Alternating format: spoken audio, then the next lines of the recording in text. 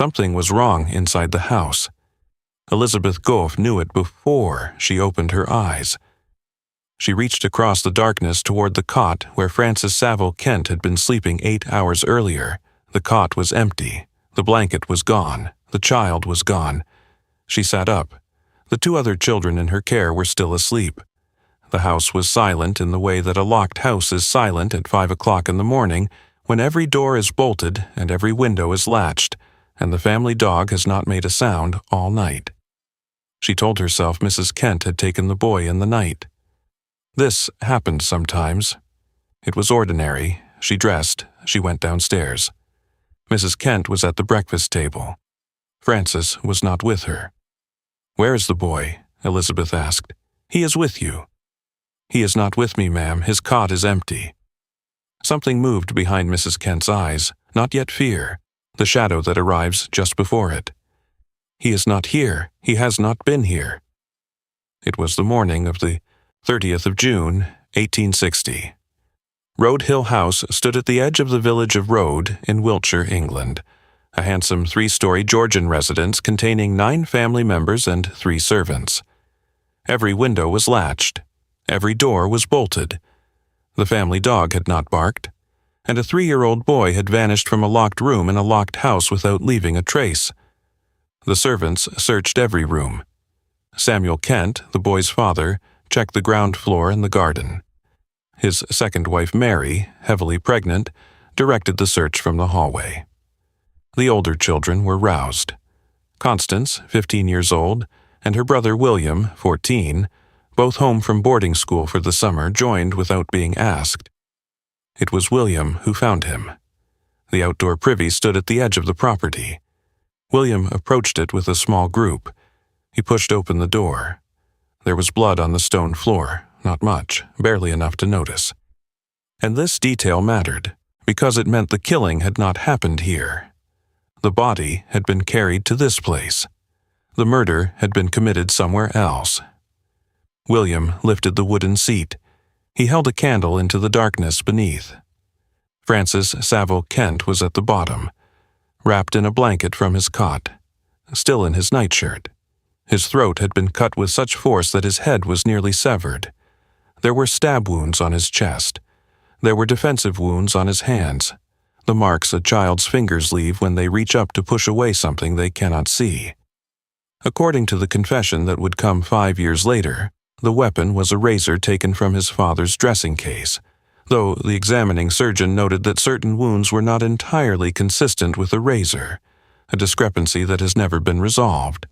He was 3 years old. He would have turned 4 in August. The village heard by midday. London heard by evening. The newspapers seized the case with both hands. Child murdered inside a locked house. A respectable family. A killer who was already inside when the lights went out. The Morning Post called it a crime without parallel in criminal records. To understand what happened, you must understand the 2 families that shared that house. Samuel Saville Kent married his first wife, Mary Ann Windus, in 1829. She bore him 10 children. The pregnancies devastated her. Her body weakened. Her mind followed. And while she was still alive, still sitting in her room, still deteriorating behind a closed door, her husband began an affair with the governess he had hired to educate their children. Her name was Mary Drew Pratt. She was 12 years younger than his wife. Constance was 8 years old when she understood what was happening. Not because anyone told her, because she watched. She watched her mother sitting alone, her lips moving without sound, her eyes fixed on something no one else could see. She watched her father's footsteps passing that room every evening without stopping, continuing down the corridor to the governess's quarters. She watched Miss Pratt arranging flowers in the drawing room with the ease of a woman who already considered the house her own. Mary Ann Kent died in 1852. 14 months later, Samuel married the governess. "Mother is gone," Constance said to William on the day of the funeral. She was 8, he was 6.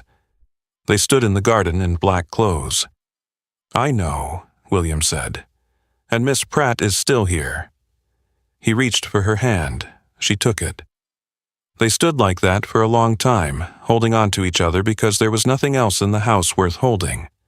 The new Mrs. Kent bore Samuel 3 more children, and with each new arrival, Samuel's attention flowed further toward the children of his second marriage. He carried Frances on his shoulders. He read to Frances by the fire. He introduced Frances to visitors with a pride he had never shown toward the children of the first marriage. Constance watched all of it. She counted every instance. She stored each one in the place inside her where the silence lived, and the silence grew heavier with each passing season. In 1857, she broke. She and William planned it together. Constance cut her hair short with scissors from her stepmother's sewing box. She dressed in William's spare clothes. They left Road Hill House before dawn, 2 children walking into the English countryside with no money and no destination, carrying nothing but the unbearable weight of what it felt like to be invisible inside their father's house. "I cannot live there any longer," Constance told William as they walked along a lane bordered by hedgerows.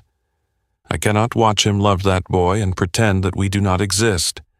I cannot sit in the next room and listen to him read to Frances while we sit in the dark." "Where will we go?" William asked. "Away." "Away is not a place, Constance. It is better than that house." They were found within days, brought back, punished. No one asked why they had run. No one asked what was happening inside Road Hill House that would make 2 children choose an unknown road over their father's home. The incident was buried. The fracture inside the walls continued to widen in silence. 3 years later, Frances Saville Kent was dead.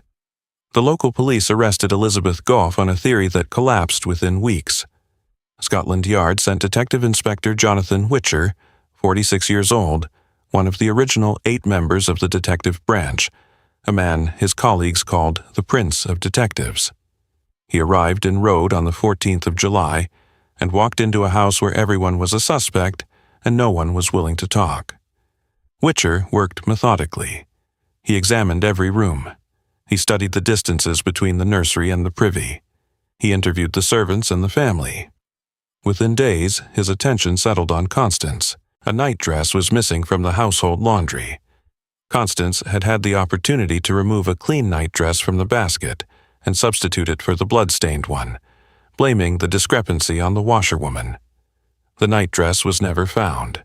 It was circumstantial, but combined with the motive, the running away, the years of resentment, and the physical capability, Whicher believed he had found the killer.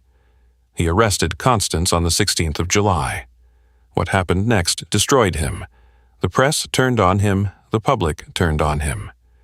Victorian England could not accept that a working-class detective from London had the right to accuse a young lady of breeding of such a crime. The class system placed itself between Whicher and his suspect like a wall that no evidence could breach. The magistrates released Constance. The case was dropped. Whicher returned to London carrying a weight that would press down on him for the rest of his life. He resigned from the force in 1864. He took private investigation work. He grew quieter. He told a colleague once that the Road Hill House case was the one he could never put down, the one he returned to during sleepless nights, not because he doubted himself, but because he could not bear the knowledge that being right had cost him everything and changed nothing. In 1865, Constance confessed. The news was public. Whicher certainly heard. The arrest he had made 5 years earlier was proven correct, but by then it was too late. His career was over. His reputation was gone. No one came to him to say they had been wrong. The confession confirmed what he knew but did not restore what it had cost him. He was vindicated in fact, but not in life. He died on the 24th of June, 1880. He was 66 years old. The confession itself had come in April of 1865. Nearly 5 years of silence. Constance had lived through every one of those days with the knowledge of what she had done pressed against the inside of her chest like a weight that grew heavier with each breath. She had been sent to a finishing school in Dinan, France, where she walked the corridors of a foreign building, carrying inside her the image of a boy in a blanket at the bottom of a privy, and she had smiled at the other students and attended her lessons and gone to bed each night and lain in the dark with that image pressing against her skull. She returned to England and entered an Anglican religious community in Brighton. She surrendered herself to its routines. She prayed. She fasted. She knelt on stone floors until her knees ached and waited for God to take the weight from her. He did not take it. The boy was still there. Every morning she woke and he was there. The silence she had built around him was no longer protecting her. It was crushing her. She went to a clergyman named Arthur Wagner. She sat in his study. She was 21 years old. "I killed my brother," she said. "I killed Francis. I did it alone. No one knew before, no one helped me, and I cannot carry it any longer." Wagner did not speak for a long moment. "You understand what this means," he said. "I understand. They will sentence you to death, Constance. I accepted that the night I did it. I have been waiting nearly 5 years to stop pretending that I did not." Wagner accompanied her to Bow Street Magistrates' Court. She submitted a written statement. "I, Constance Emily Kent, alone and unaided on the night of the 29th of June, 1860, murdered at Road Hill House, Wiltshire, one Francis Saville Kent. Before the deed none knew of my intention, nor after of my guilt. No one assisted me in the crime, nor in my evasion of discovery." She pleaded guilty at the Devizes Assize Court. No trial, no witnesses, no defense. She stood and received the sentence of death with the composure of a woman who had been preparing for this moment for 5 years, Queen. Victoria commuted the sentence to life imprisonment. Constance served 20 years. She never recanted. She never explained her motive. She insisted she bore no hatred toward Francis. If she did not hate him, then why? The novelist Charles Dickens, who had followed the case obsessively from the beginning, conducting his own investigation through correspondence and contacts, believed the answer lay with the father. Dickens was convinced that the domestic arrangements at Road Hill House, the affair, the replacement of the first wife, the visible favoritism, constituted a crime in themselves, a slow poisoning of the household that had made the murder of Francis not excusable but inevitable. Dickens wrote privately that Samuel Kent had poured a toxin into his own family for years, and that his daughter had simply been the vessel through which it finally erupted.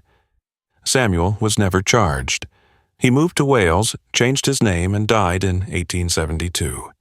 The theory that has gained the most force in recent decades was advanced by the author Kate Summerscale in her acclaimed 2008 book, The Suspicions of Mr. Witcher, or The Murder at Road Hill House.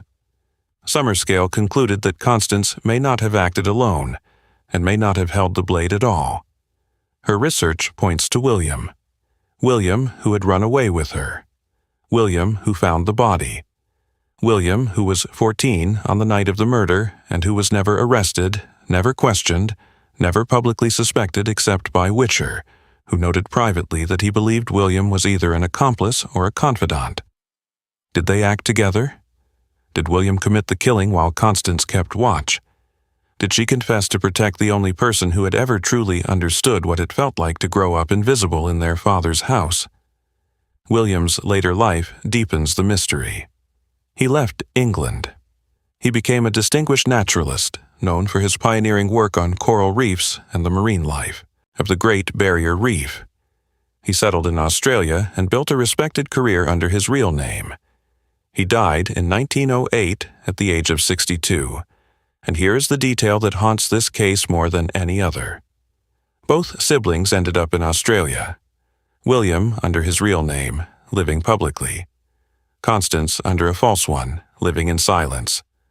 Whether they ever saw each other, whether they ever sat together in a room on the far side of the world and spoke about what happened in the house where they grew up, the records do not say. Because when Constance walked out of prison in July of 1885, at the age of 41, she disappeared, not into death, into a new name. She became Ruth Emily Kay. She sailed to Australia and left behind everything that the name Constance Kent contained. She trained as a nurse. She worked on a leper colony, tending to people the rest of the world had discarded. She washed their wounds. She sat with them in the night when the pain was worst. Whether she recognized their isolation as an echo of her own, she never said. She became matron of a nurses' home in East Maitland, New South Wales. She held the position for 20 years. She was known as a quiet, exacting woman who kept precise records and who sometimes stood at the window of her office in the evening and looked out at the sky with an expression that no one could read and no one thought to ask about. She had no visitors from England. She received no letters that anyone noticed. She grew old in perfect anonymity. She lived to 100. She outlived her father, her stepmother, William, Witcher, Queen Victoria, the Victorian age itself, and every person who had been alive on the night of the 29th of June, 1860. She watched 2 world wars. She watched the 19th century become the 20th. And through all of it, through every decade and every morning when she opened her eyes, and the first thought that arrived was the same thought that had arrived every morning for 84 years. She said nothing. She died on the 10th of April, 1944. The obituary mentioned a long career in nursing. It mentioned her dedication. It mentioned her remarkable age. It did not mention Road Hill House. It did not mention Frances Saville Kent. It did not mention the 15-year-old girl who had walked down the stairs of an English country house in the middle of the night, carrying something inside her that would take a century to finally be still. She was buried under a stone that reads Ruth Emily Kay. If this story is still pressing somewhere behind your ribs right now, then stay with me. Like this video, subscribe to this channel. Turn on notifications so you are here when the next forgotten story surfaces.